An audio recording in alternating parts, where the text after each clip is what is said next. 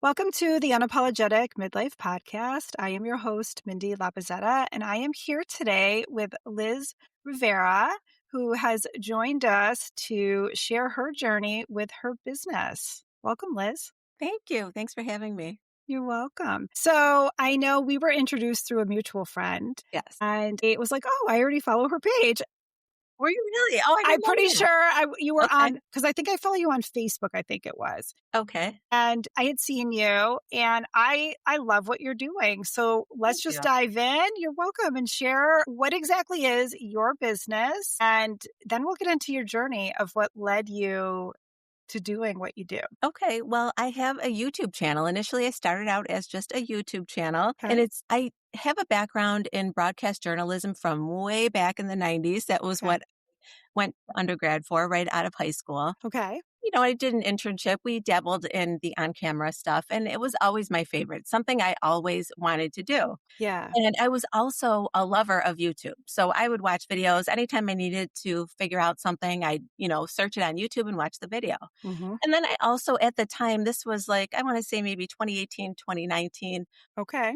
of vloggers were trending back then. So you just Okay. followed their lives, And I would always be like, I think I could do that. I think I could do that. So anyway, one day during COVID, of course, because we all had extra, right? I just turned the camera on. And of all things, this is really funny. So now fast forward just for a moment, I do attend YouTube events at Google headquarters in Los Angeles. Wow. Awesome. Yeah. And so you meet other creators and we discuss how we started. And I always break the ice with, well, my first video was, first of all, in vertical because everything on YouTube is horizontal. Yes. Someone films with their phone in vertical, it really stands out. You're not supposed to.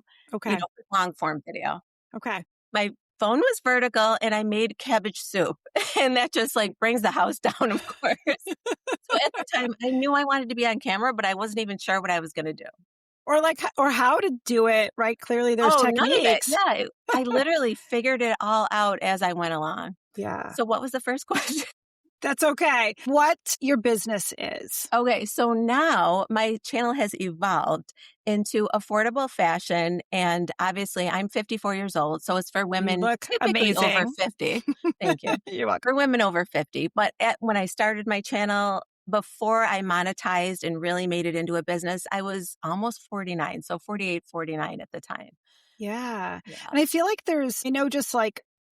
I'm not the best with fashion. I mean, I think I can manage simple things, but some people just pull it together. Yeah. I love that you're also affordable, right? Because I don't think fashion has to be, don't get me wrong, we all like our high-end things, but you can have amazing looks for less. It doesn't have to be $1 million.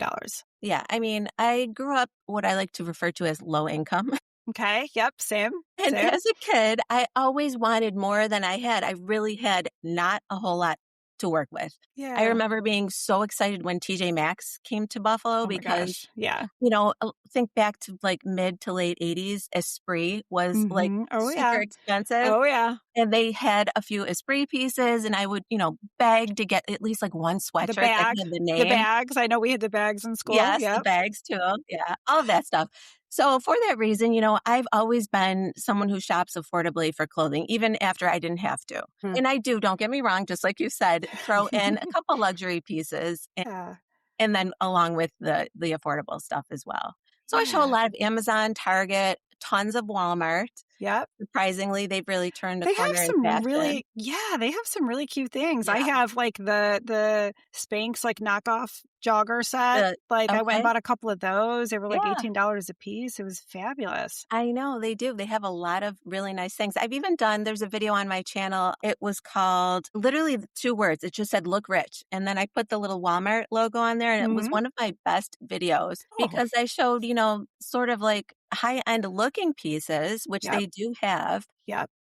And then just the way you pair it and style it is really how it comes out, just looking a bit more high-end than it is. Yeah. And I'm sure there's tips and tricks on how to style it and how to add things to make it look higher end, right? Because sometimes we want to, as a mom, I'm in leggings and a t-shirt or a sweatshirt. I mean, I work from home.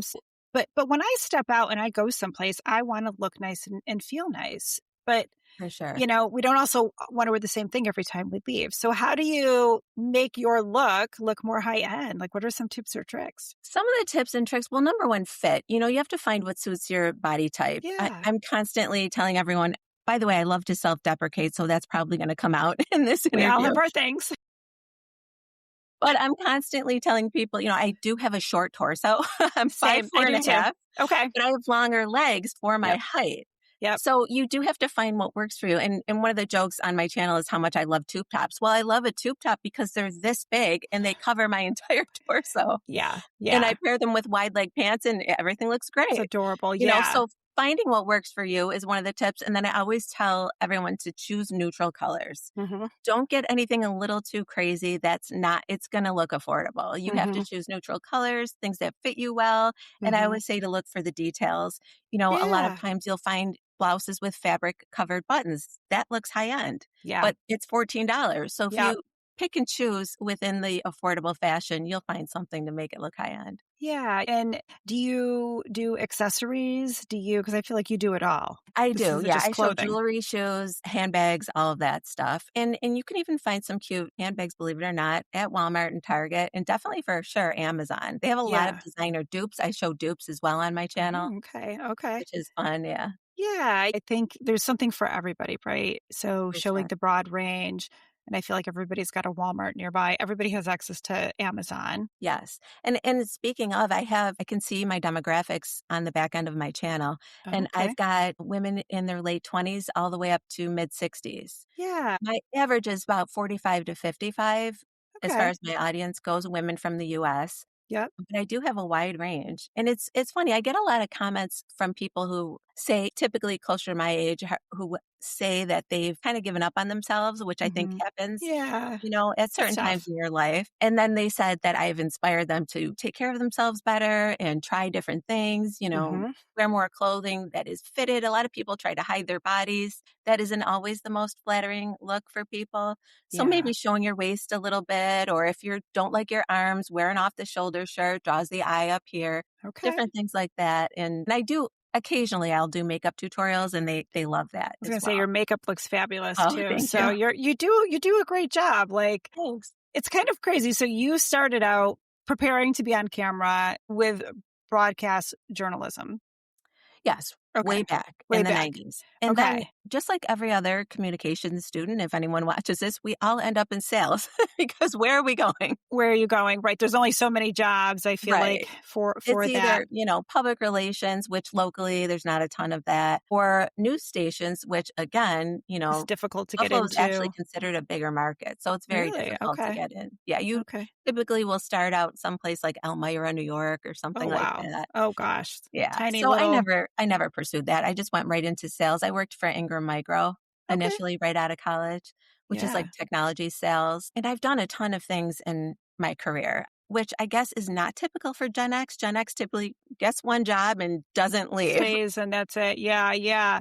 But I feel like your sales job, obviously the broadcast journalism, like all of that has kind of prepared you to be in front of the camera, right? I feel like there's a skill set that you've brought into this. Yeah. I think when you and I were corresponding, I did mention that pairing my sales along with my on camera just kind of made my own little mini QVC, I call it. I love it. That's exactly what I'm doing. Styling, but I'm doing it all. I'm the model. I'm telling you about it. And I'm curating the outfits from the brands. I choose what I want to show and then I do the on-camera portion and I tell you all the features, just like I did in sales. Yeah.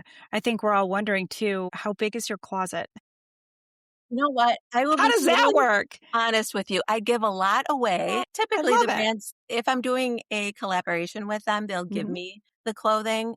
Okay. Anything that I buy on my own, if I have too much, I do return it because I just can't keep it all. Yeah, but you're still showcasing, you're helping people, whether you give it away, whether it's something you show and you return, it's okay.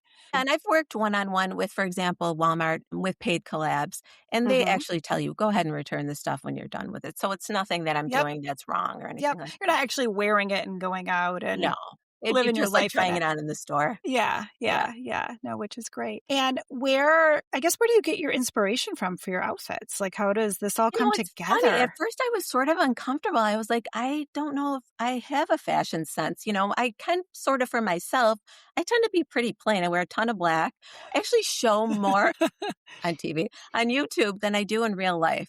I can be kind of lazy when I'm just out and about because I also work from home. If I'm not on camera, I'm comfortable as well. Like right now, this is like a jumpsuit and it's just cozy. Comfortable, I think, is a part of it. I think back to our generation, because I'm not much behind you age-wise. And we had our low-cut jeans. I know the wide leg pants are back in, I wonder how those girls are loving that this past winter. But comfort is a thing. Like, these kids go out in sneakers, and which I have a sneaker collection at this point. But how do you incorporate comfort into this with pretty much everything? What does that look like? Yeah, I mean, that is something I found. People over 50 do want to be comfortable. Everyone wants to look good. And I've said this on my channel. If you can turn on your Instagram app and you'll see influencers everywhere. And they're showing a lot of really cute things, a furry bag, 14 bracelets, a lot of things going on at once. But I also like to show reality. That may be on date night. At 54, date night is not 7 nights a week. No. So I do show day-to-day things. Lots of people work in offices. I'll show some office wear. But I do feel like since COVID, loungewear is incorporated into everyday looks lately. Oh, yeah. I remember years ago flying to the West Coast because I have family on the West Coast and, wearing heels on a 5.5-hour flight to California. Like, what was I thinking? I know. Well, I laugh at that. When I worked in an office, I would come home and wash out my nylons. What are nylons? Right. Do people wear those? Right. I wear skirts every day. I know so much has changed. Some of it I like and some of it I don't like. I have 2 younger daughters. One's almost 20 and I have one in high school right now, and she's a sophomore, and dropping her off at school and they're all in sweats and hoodies, which that's not my thing either. I want to be comfortable, but you won't see me in a hoodie ever. Home, maybe if I'm dropping the kids off, but I mean, I feel like, but they're also like going out in sweatpants and a hoodie. They're not just wearing that to school. I've gone out with friends, not out, but even if you're at a restaurant and they're starting to be that transition time and maybe you're having dinner and none of them are dressed up. I like to feel dressed up sometimes. Like, I think you need to have comfort, but also a time where you're dressing up. What are some of your favorite date night ideas for outfits? In the wintertime, just like everyone else, I can get in a rut because this time of year, it's been, black bodysuits, jeans. I have a short fur jacket. That fur is trending right now in handbags and in jackets, vests, tons of stuff. So I was wearing my white fur this season, I which love was it. fun. Yeah. I love boots. Now with the wide leg, even I have had an issue because how do you show off your boots? Yeah. So cigarette jeans, which are basically just straight leg jeans, you can wear your slouchy boots with, and that looks really cute. There's a ton of suede this season. So I was wearing my suede slouchy boots, my fur jacket. Nice. And then I do like to have a cute handbag. I'm pretty basic underneath though, like black bodysuit a lot of times, maybe one shoulder, maybe just a scoop. Okay. Simple things like that, but then your accessories help. That's in the winter. Summer, I cannot wait because that's when I'll wear maxi dresses or sundresses. I love a good jumpsuit. It's funny because I'm known for tube tops and jumpsuits on my channel because those are my favorite. Okay. Yeah. What are your must-have outfit essentials? Well, let's say it is date night or you're going out, not necessarily, even if you're going to brunch with the girls or whatever, something like that. I always tell people, don't bring that giant purse that you wear to go to grocery shopping. Have a cute little clutch or something under your arm. They're not expensive. You can get one on Amazon. Don't drag that workhorse with you. It just drags down the whole outfit. And then, of course, hair and makeup is always essential. Really take time with that. It's so funny because I am a product of the 80s for sure, where makeup is concerned. And I know you could see everywhere. And this is an example of you don't have to listen to every piece of advice an influencer gives you, even myself. There are tons of videos telling anyone over 40 not to wear eyeliner, especially on the bottom, especially black. I wear it all. And it really looks great. It looks perfect. I don't have it on right now. I did like powder today for a softer, but yes, especially like your eyes just pop. Yeah. I just feel like if it works for you. go ahead and continue to wear it. If I don't have it on, people ask me if I'm okay. Am I sick? Are you tired? What Because they're happened? used to seeing you with it. Right. Yeah. So you don't have to listen to every piece of advice. And my big philosophy is wear what makes you feel good. And that includes makeup and hair as well. It's funny to think back, right? We grew up with the Golden Girls era. And I remember learning their actual ages. Yes. And I was like, oh, I'm gonna swear, holy shit. Yeah. They're like young. They're like our age. And they look like grandmas. Like our age we don't look like grandmas. I hate to say that, and it's no judgment honestly, towards anybody, but different times. I don't think it's, skincare or Botox or any of that. I truly believe it's just style. If I were to cut my hair short, didn't do my makeup the way I do it, I would probably look like the Golden Girls, which one of them was 54. I forget their names because that wasn't my show, but I have a reel on my Instagram that shows her and myself. And I said, by the way, we're both 54. And I had pictures side by side. Oh my gosh, I love that. Yeah, I love that. But it makes you think, I don't know if you feel this way, but I'll be 48 this year. And I'm like, but I still remember being in my 20s. Right? And I think still aspects of my personality still exist with what I dress with or what I like or what I'm drawn to. But we don't have to look like we're going on 70 or 80.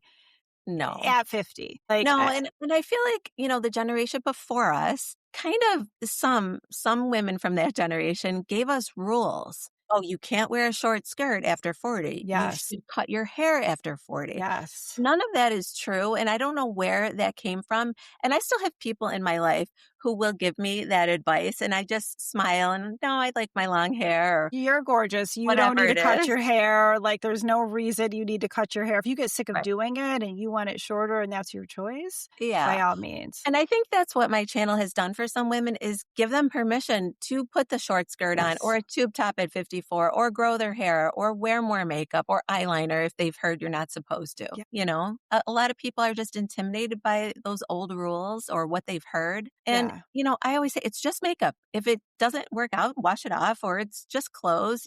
It's not as heavy as some people can make it. Yeah, it's about like what helps you feel confident and what helps you feel good. And makeup, we have the ability to, I don't know, now we have options. We've got Sephora, we've got Ulta, now they're inside the Targets and so forth. Like we have options as far as makeup. Amazon, you can literally order anything from there. There's no reason you can't have access to something. And I think too with YouTube, you have so many options and like, okay, well, maybe I'm not comfortable putting on eyeliner. Maybe I'm not comfortable wearing eyeshadow, or maybe this is a color I wouldn't normally wear. You can teach people how to wear this stuff and maybe build some confidence in being able to use some of these things to their advantage. Yeah, for sure. And I think YouTube is a great platform for my age group, I should say. I'm definitely older than you. Not by much. But I think because I feel like women my age typically like to gather and have a discussion and they always leave me comments and say they feel like they're hanging out with me. And you really can't get that in a 15 to 30 second video on Instagram or TikTok or something like that. So, I'll kind of, like I said, self-deprecate or I'll throw some nostalgia out there. Remember when we used to do this and while I'm doing my makeup and I use my finger still like the 80s and that kind of thing. And people really enjoy that. And it makes it less intimidating because if you see young girls doing this and that with the fast music and they barely show you what they're doing, they look fantastic because they're 20, you just kind of give up. But then you see someone like me and I'm far more relatable and I'm doing it in a relaxed environment. And then you have the opportunity to ask me questions in the comments and so forth. And people seem to enjoy that. Yeah, I think that interaction is really fun because I think people are feeling, I don't know, in such an age where there is a lot of disconnection. Like COVID was isolating all of us. Yeah. And I do love technology, right? I work from home. I work virtually, obviously doing this kind of stuff. The interaction is a way to kind of help people just feel supported and maybe making some of these subtle changes that are going to build confidence or empower them to do something that's going to help them feel better about themselves. I mean, I am all about like supporting other women. I think that we have to be, I think there's enough women who are not supportive, but like to find the ones where you can feel connected and you can feel supported. I think that that's everything. Yeah. And that's very difficult. That is something I've posted about on my social media that unfortunately many women were trained to bond over gossip or putting other women down. Yeah. And it's just awful and it needs to stop. Yeah. Women should support women for sure. Yeah. And hopefully I will inspire someone who is unhappy in their career to go ahead and switch. Because like I said, I've done so many different things. My very last job that I worked for someone else was for 14 years, which was a decent stretch. You don't see Okay. that, Yeah. very often nowadays, but it was a great job and I was, content, but I knew there was more for me and I didn't care Hmm. how old I was. So off I went and here I am. And eventually I was able to quit. By the way, when I started the channel, it took me 3 years of doing both. Hmm. So it's not something that happened overnight, even though Oh, it kind yeah. of seems that way, I think, to some people who know me. It Yeah. was like my little secret going on at home. Yeah. And Something you did on the just, side around yeah, your full-time job and you prepared it. And when I went into private practice, I didn't start full-time. I started part-time while yeah, I was working full-time and then made that transition. I think that people don't understand how much work goes into this stuff too. for sure. So for you, I'm assuming you don't have employees, it's just yourself. And I don't want employees. And it's the same for me. A lot of, like I mentioned, I go to the YouTube events and I know some YouTubers that have a staff of 6, Oh, but wow. I do everything. I love this. I want to hear more about these YouTube events because there are people that I know I've had people ask me about this podcast and Mhm. launching this, and this was a complete learning curve. I didn't know anything. I bought But a course and I started learning along the way and I do all my own editing and everything. yeah. So what are these YouTube conferences? Are these all over the US, all over the world? What does this look like? Well, they have headquarters in a few different major cities. Okay. New York City and Okay. also Los Angeles are the two that I've attended. And so if you're in what's called the YouTube shopping program, which is basically you work with brands and you make commission off of selling their product on your Hmm. YouTube channel, it's like an affiliate platform that gives you commission. So Okay. I've been selling with them for Mhm. quite a while. And if you hit a certain threshold, you are invited to these events and you're part of a whole Okay. different program called the Shopping Stars. And I am part of that program. Okay. So I was invited for the first time, I think 2 years ago, to Los Angeles to Google headquarters because Google owns YouTube. Okay. And it's fantastic. It was a full day of like workshops, meeting brands, and we left with tons of swag. I mean, I needed its own suitcase Suitcase. just for the swag. Yeah. So that kind of thing. And the nice part is because you don't have coworkers in this business, Hmm. you meet people and they become your coworkers remotely. Hmm. We chat with each other and text and stuff now because we've all met a few times. Okay. So that's super fun. It's really nice. I think it's really cool to be able to meet other people in the business who do this. I know I've heard of on podcasters talking about like mastermind events. So I feel like this is a similar dynamic, but for YouTube, where Yes. you're collaborating, you're getting ideas, maybe you're trying something new and maybe you run it by like one of your YouTuber friends before you launch it. I don't know if you do any of that kind of stuff. Yes, we do for sure. We exchange ideas, depending on what we've heard at these events. If someone's giving away a really high commission on something, well, how can we incorporate that into our channel? Hmm. And we discuss different ideas with each other and all kinds of stuff. It's really nice to have someone because for so long I felt like I was on an island. Yeah. Locally, especially in Buffalo, I mean, there are YouTubers here. I don't know any, but I know there are, but not all of them are in the same field that I am Yeah. selling fashion and Hmm. showing that kind of thing. So it's nice to have other people for sure. Now, are some of these other YouTubers that you've met, is there similar women in a same age bracket? That's a good question because I am typically one of the oldest in the room when Okay. I'm at these events. Wow. Okay. So you see, I would say the average age probably is early 30s. Okay. You've got people who are younger than 20 even, and then my age would be probably the oldest I've seen. And there are some very successful women who are my age, which, Hmm. those are people I look up to. I'm Hmm. definitely not at their level, but Hmm. it gives me hope. And I've been asked by people, well, what are you going to do? Because eventually you're going to get older. And I said, well, so's my audience. Right. Right. And You're here's still the going to be relevant thing, just because you're to older someone. doesn't mean you're not relevant. Like you're still Exactly. going to be wearing clothes. Right. And I think because I do hair and makeup and I'm wearing nice clothes, it's looked at as something that's, super glamorous and it's only based on how I look.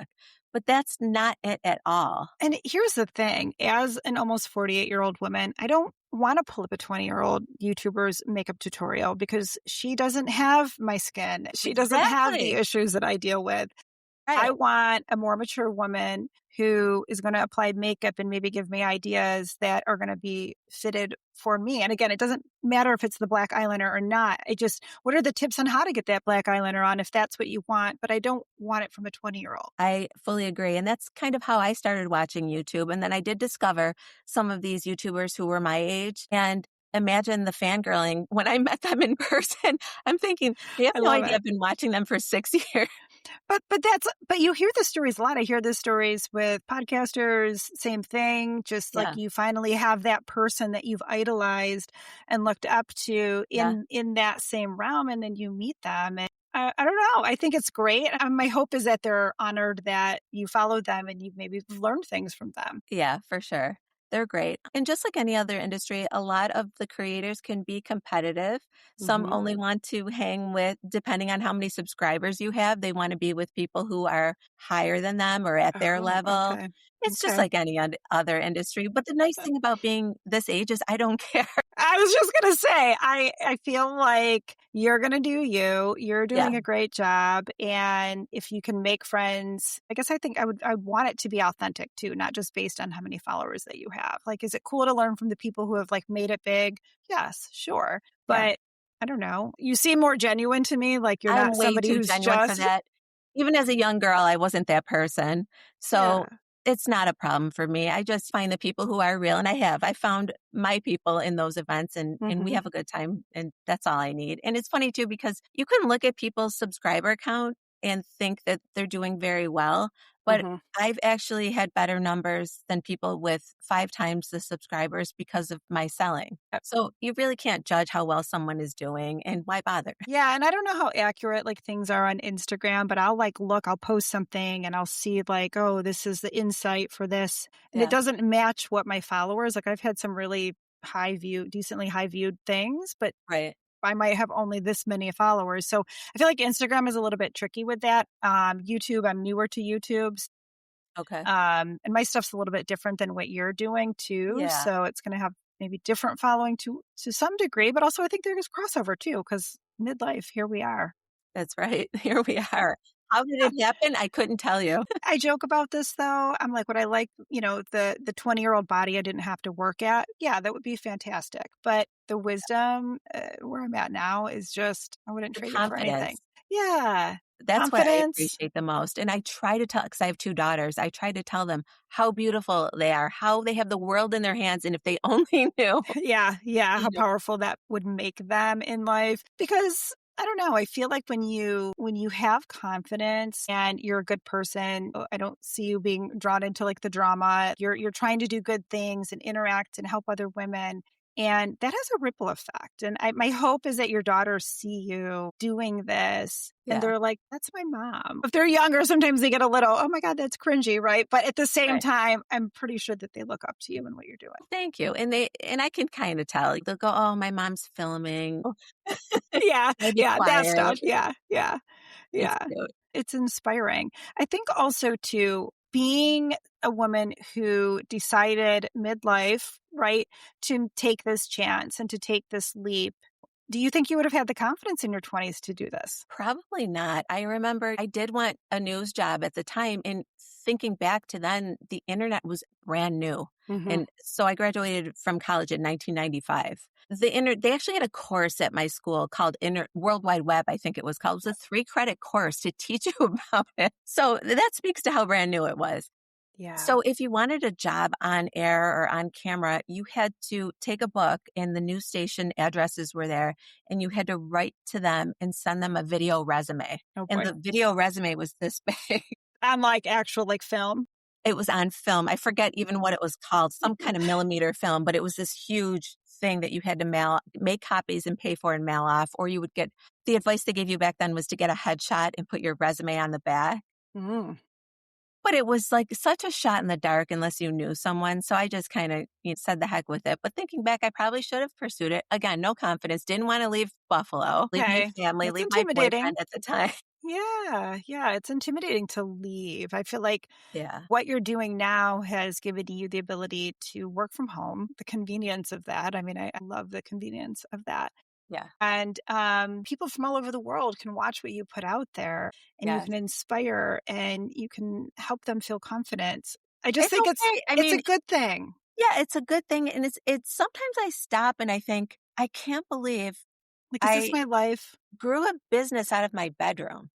Yeah, I mean, it's crazy. literally. Yeah. And I taught myself, just like you have with the podcast, all of the parts of the business one by one Mhm. until it's in a system right now. I know what days I film, when to order, Oh, I when love to that. edit, how to do all the different parts of it. And it's just comes easy now, which is nice. It's cool too, and not that you wouldn't mind help. Sometimes I'm sure there's days where you're like, "Oh my gosh, I wish I had somebody to help with this." Yeah. But I know I love that, like, I know how to do all this. The same with my private practice. I used to, um, there was a dynamic where I had billing and stuff like that, and somebody else was doing that, and then I took all that over. I love knowing how to do it all because it gives me that autonomy, like, over my business. I know every Right. aspect of it, and then kind of doing this too, being able to record, it's done to my liking and to my style, and I feel like that gives you the control over how that Yeah. is released and how that comes out. I fully agree because I did have my college daughter helping with editing here and there. Mhm. But what was happening was while I'm recording or filming and speaking to the camera, I'm making notes of what I want inserted in each of the frames that I'm speaking about it. Yep. And I found it to be more work having to say, okay, here's the raw footage. At this point, you're going to insert this picture and, write this across the screen. This is the text overlay. You're like I have it all up here and that's Yeah. just easier. So I own every part of it. Now, as far as the returns, I would love to give that to someone else, I or was I'm gonna say happy. that's a little different though, because that doesn't involve, like, your creativity. That's No, just the yeah. grunt work, steaming the clothing, all of that, I'd happily give that away. Yeah. Oh, yeah, I didn't even think about that. Like, Oh, yeah. stuff comes in the mail, you're steaming it, Yes. hanging it, like, oh my Just gosh. think about when you've gotten something from Amazon and it's, like, in a ball. I'm the one Yeah. who's steaming it all out. Yeah, yeah, no, definitely. It's like, "Okay, is this gonna look okay?" Then you get it steamed and you're fine, but, Yes, for sure. you have a couple moments there.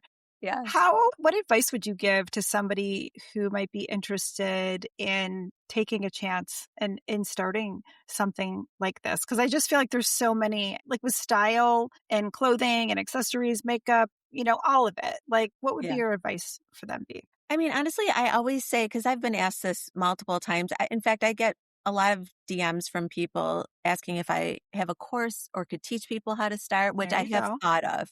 Yeah. So that is one of on my little wish list. But for right Yeah. now, I always say just turn the camera on.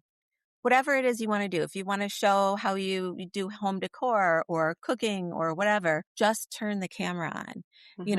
At my last position, I was in marketing and I worked for a grant and I was asked to film a commercial. And at the time, I don't know if you're familiar with it, it was a show called AM Buffalo. It Hmm. was a live Yep. Channel 7 show. Yep. So I was interviewed on live TV, and representing the organization I worked for. But anyway, going back to the commercial, I remember the cameraman was like sort of coaching me. And Hmm. he's like, look, once that camera comes on, he's like, people forget their own name. And I'm like, really? Okay. But it came very easy to me. So my point is turn the camera on because you're going to stink at first. Some people can't stand a picture of themselves. Now, just imagine every week filming yourself and trying clothing on and showing full body Hmm. and walking around and talking. So see how you are and get rid of all the kinks and Hmm. eventually you'll get good at it. People are more interested in the content, you know? They're not going Yeah. to focus on the stuff you focus on yourself. You're going to be your hardest critic, right? Like, Always. you're going to judge yourself the harshest. I'll watch something and be like, oh my gosh, my skin or my hair, Yeah. or I can't believe I talk like that. And Yes. nobody has ever said anything on any of those things. Maybe people think that, I don't know, but you do get a little more used to seeing yourself too on camera. The more you're doing it, the Yes, for more sure. it just kind of becomes like, oh, okay, that is what that is. Yeah, it definitely gets easier. You just have to start somewhere. That's why my advice is always just turn the camera on. That simple and go from there. I want to rewind for a second. So you started this during COVID.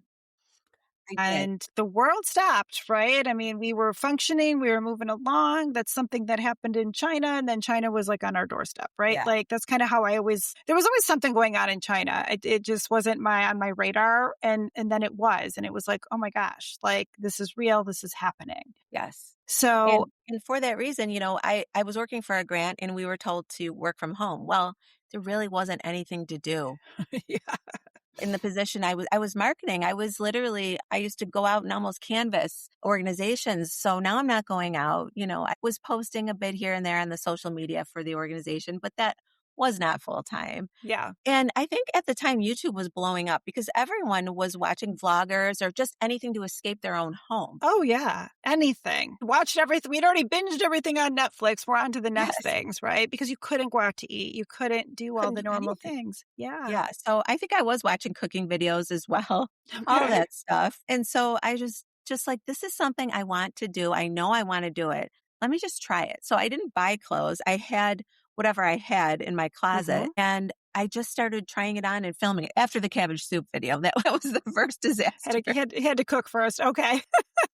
And then I was like, let me try fashion. This is weird. So I did. And, I was ordering things eventually off of Walmart and Amazon, but just initially I took some of my clothing that I had, and I think I called it like a capsule wardrobe or something like that. Okay. And tried things on. I did a Miami themed haul one time because my husband and I had gone to Miami and I had all cool outfits for that. And I just went from there. And so that extra time helped me. It definitely wouldn't have happened if I was working full time in an office still.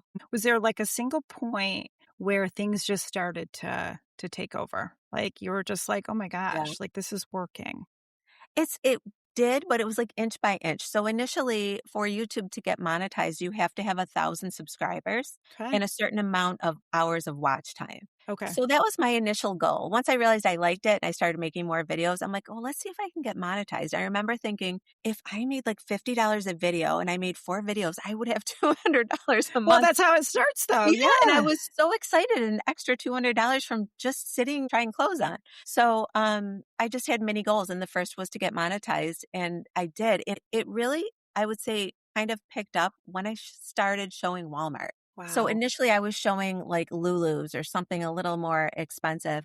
And when I launched a Walmart haul, they loved it because it's relatable to everyone. Everybody. I don't know anybody who hasn't gone into Walmart and bought something, right? Like, right, for sure. Now, Target, everyone seems to love Target, but I feel like Walmart is more of the secret because everyone knows there are cute clothes at Target. Right. I agree. Think that about Walmart. Yeah. So I like to shock people with, oh, it's from Walmart. Right. Yeah. Yeah. I've been out before. I remember one time wearing a dress out and someone asked me if it was some designer. And I was like, no, it's from Amazon. And they were like, what? And it looked like the designer. It just didn't come with a designer price tag at all. Yeah. Definitely. And it's funny because people shut down when you say Walmart in real life. They kind of like back up and look at you. They may have had a different opinion of you until you said that. And then they're kind of confused, but they can't say they don't like it anymore just because you said Walmart. Right. So I try to get rid of that whole, stigma that's attached to Walmart. And I think I have. And the reality is it's all made in a foreign country. Right. It's all coming from somewhere. Sometimes I wonder, is the quality really that much better? I mean, some things, yes, but not necessarily. Nothing is made like it used to be. So if I can get something for $15, like a shirt, like I'm not going to lie, my little shirt today is from Shein, and I think I paid like $9 for it. It's exactly what I wanted, and in a designer store it would have been a lot more. Yeah, I've gone on to some of these sites and ordered things and I'm like surprised at like how cute they are. I've bought stuff at Walmart and it's great. I get compliments on some of that stuff. Right. I mean, everything's hit or miss. I don't care where you shop. Yeah. Sometimes you'll get something fantastic and sometimes not. I did the Nordstrom sale last year, and I was actually invited by Google to go into the Nordstrom flagship store before they opened the day of the sale. So I had a full hour. I think it was myself and maybe like 10 other creators. To film whatever I wanted that was going to be, on sale. Nordstrom Rack or Nordstrom? Nordstrom. Okay. The flagship store in New York City. Oh, New York City. Oh, gotcha. Okay. I was like, wait, we have a Nordstrom here? Yeah, Where is it? I went to New York on that invitation. I was like, oh, I'm going to New York. Yeah. And it was great. But the point is, I wasn't like wow, this is so much better than Walmart. You know, It's in not some cases, yes. right. But I have found that lately, for example, shoes It's are hard to so find. expensive even at Yes. Walmart. Yeah. It's the tariff situation, I'm assuming. Yeah. Things have gone up. And so I think to myself, should I buy them at Walmart or should I go to Nordstrom? Because the price difference is starting to catch up. Mhm. So hopefully that changes. But for right now, some of the stuff is you might as well get the better stuff. Well, yeah. I mean, shoes are probably one thing I mean, I'm probably a little pickier with shoes only because as we get older, I feel like you need to have good shoes. But Yes. if I find something I like at Walmart, sure, great. But I was in New York actually right before Thanksgiving, and we went into Macy's, and I'm like, I'm here looking for some new black booties. I'm looking for a sale, which they had all their Black Friday sales going on, and I did. I found myself some shoes, and I feel like New York is. I mean, I can't even imagine what it costs to live there and to shop there.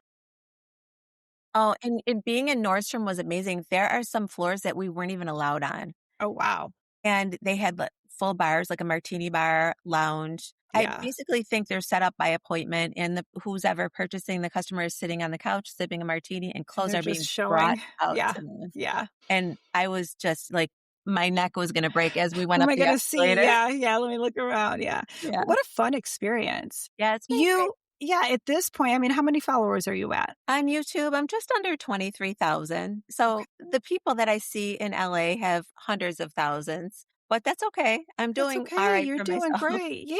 Yeah. So 1,000 followers, you can monetize, You can monetize. and how do you pitch it to Walmart? Like, how do you get their attention? How does this work? So the way I got brand deals was I initially joined the LTK platform. I would like to know, Not sure okay. if most people have Mhm, heard of LTK at this point. And they, allow you to link via their platform and you can earn commission. okay. So once I started selling a lot of Walmart, they contacted LTK.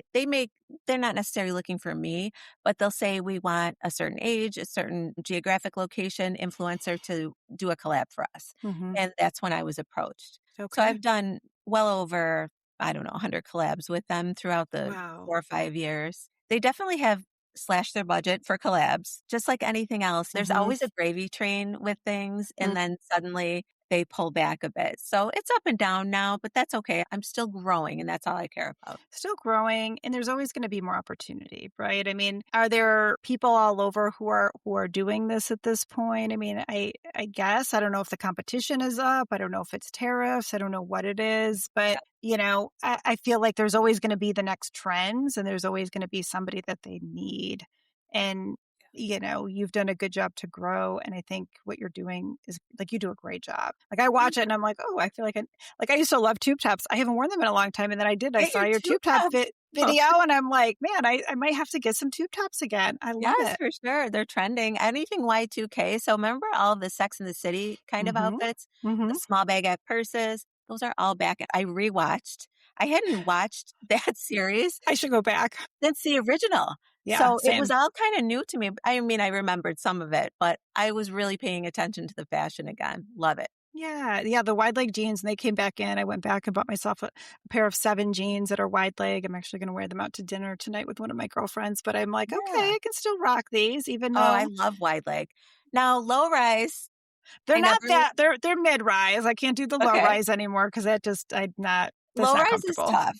Yeah, It yeah. was hard for me when it first came out. I rocked it when it first came out. I feel like, because I'm like you, I'm shorter torso, long legs. Those Okay. jeans are long, and with a pair of high heels, like I'm good. But Yeah. at this point, I mean, I'm going to say this. We had thongs that used to like poke out of I don't want Oh, any I part know. of them. I want my Fortunately, belly covered. the new low rise are great because they're kind of wide leg and they don't do the muffin top like they used to. Okay. They come up a They little have bit on the stretch. sides Yes.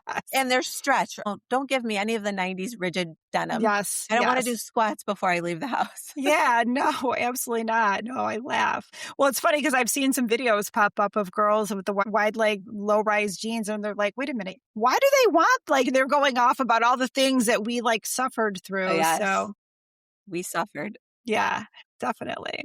But no, this is, you're doing great things. I love that you have come on and were willing to share your story. I know initially you're like, oh, I just have like a clothing show. And I'm like, no, but like Yeah. you during COVID, you defied kind of what society tells us we're supposed to do. We're supposed to a 9 to 5 type job. Agreed. And you stepped out of that. As I've gotten older, I'm more and more in support of people being entrepreneurs and figuring this out because I don't know, 9 to 5 isn't for everybody. And I don't think No. there's room for creativity oftentimes in those 9 to 5 jobs. Agreed. And now you have that ability to be creative and to help people. And not that you didn't help people in sales, but this is more personal, I feel like. It definitely is. I have so much job satisfaction, and that is truly important. I don't think people realize that, especially when they're younger. When you're younger, you're going like this in your job or your career, and you're sort of you're chasing promotions and titles and raises and not realizing that, having to insert a document or email and beg to leave 10 minutes early for a dental appointment is not wealth. Like, I don't want the extra money. I don't want that. I don't want to ever have to do that again. I'm sure you understand. Oh my gosh. I remember one time, I tell stories of previous experiences, but I remember one job of only having 1 week's paid vacation in a year. And at the time I had little children and I remember thinking, okay, I can do this. Right. And no, it's awful. I didn't stay in it long. And it wasn't a bad place to work, but that 1 week vacation, like, I love having the ability, if I need a day off, if I need a mental health day, if I'm sick, I don't have to pray I'm still going to have a job afterwards. Like, I know that I can work more if I need to. I can work less if I need to. You have that, I don't know, I guess that autonomy over how much you work or how little you work. You choose that. You control it. Yes. And that is the part I absolutely love. It's the best feeling in the world. It really is. You can spend more time with your family, whether it's your parents or your immediate family, your children, your husband, whatever it is. When I, decide a vacation, I don't have to work around anything but myself. And it's great, and sometimes I'll work 12 hours in a day, but it's so broken up. Or it's when I'm sitting in a chair or on my couch and I'm doing it from my phone. I'm still working, but there's no commute and I'm not in meetings unless I want to be. Yeah. All of that. I absolutely love the freedom part of it. And there's that old fashioned saying about if you do what you love, it's not work. Yeah, and exactly. It's so true. I will catch myself filming for about 5 hours just for one video because I'm doing shorts videos in between, or I'm tweaking the outfits with accessories, or I'm posting something to my story while I'm showing it. And it's so fun. And it is I fun. realize that time has passed.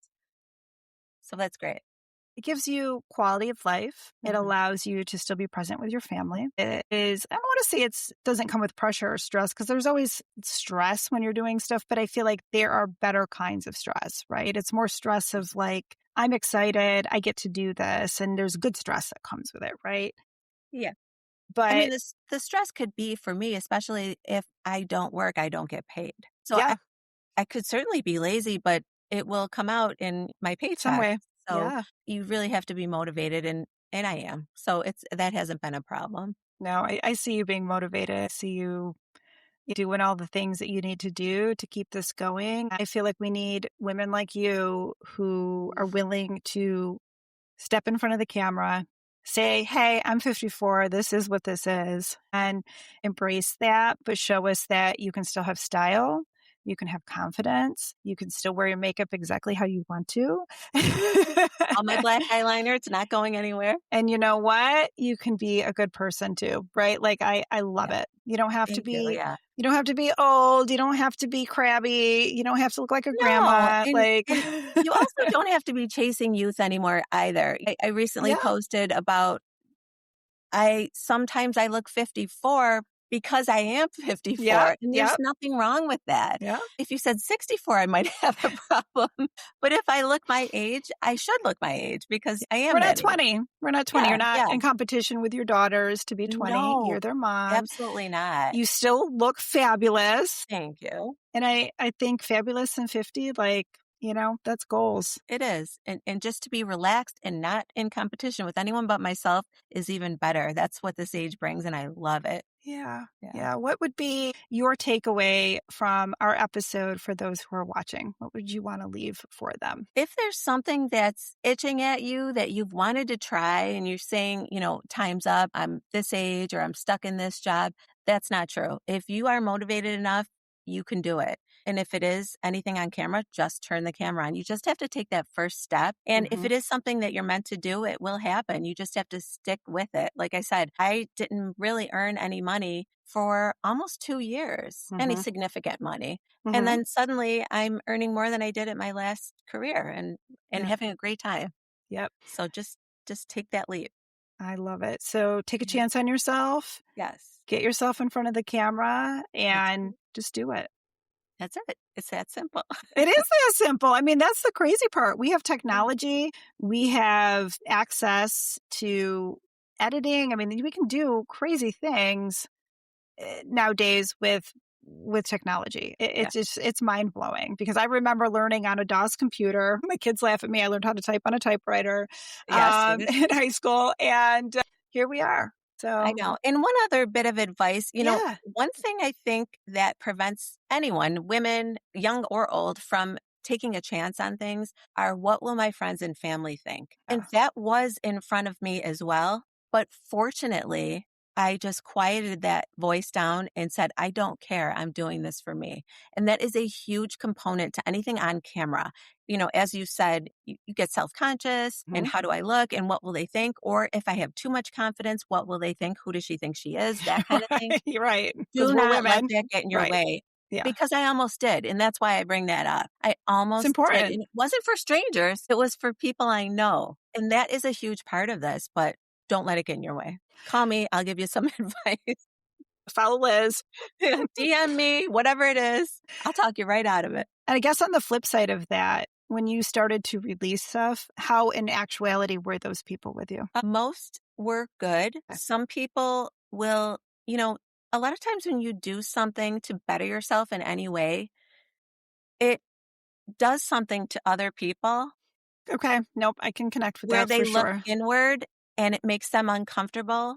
And for whatever reason, they'll try to bring you down. So I did experience some of that with family. Yeah. No, I think, hard. Yeah. No, and I appreciate you sharing that because I think that people won't choose themselves over that kind of stuff. And I'm really glad you chose yourself because you're doing really good stuff. You're not going out into the world. You're not hurting people. You're doing something to inspire. And I'm going to say this the therapist part of me is saying this. I know I'm not giving mental health advice so much better than I could. No, you're doing fantastic.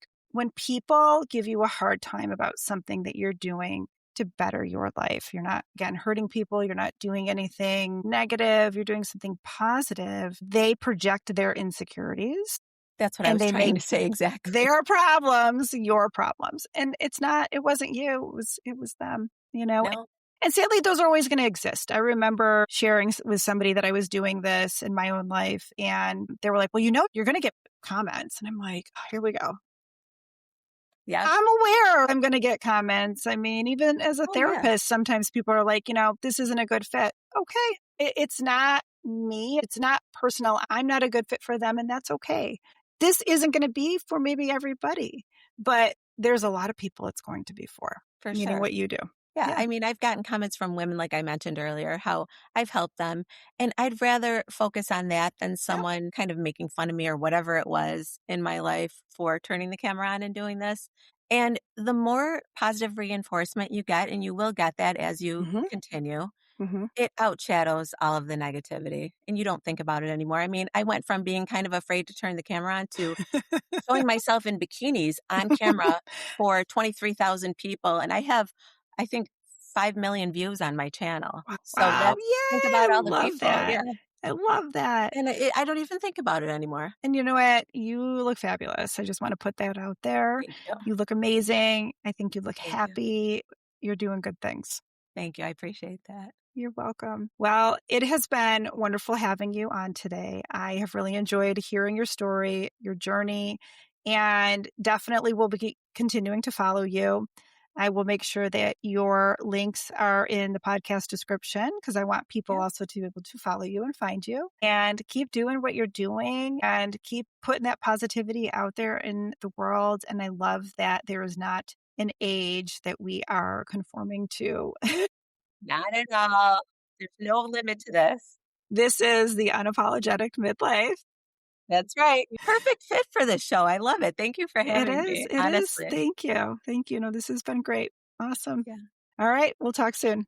Okay. Take care. Okay. Bye. Bye. Thank you for joining me for today's conversation on the Unapologetic Midlife Podcast. If this episode spoke to you, please take a moment to subscribe, rate, and leave a review. It helps others find this space of honesty, hope, and reinvention. The Unapologetic Midlife Podcast is for educational and informational purposes only and is not intended as medical, mental health, or professional advice. Listening to this podcast does not create a therapeutic relationship with Mindi Lobuzzetta, LMHC. Always consult with a qualified healthcare or mental health professional regarding your individual needs. If you are experiencing a crisis, call 911 or dial 988 for the Suicide Crisis Lifeline. Hope to see you soon.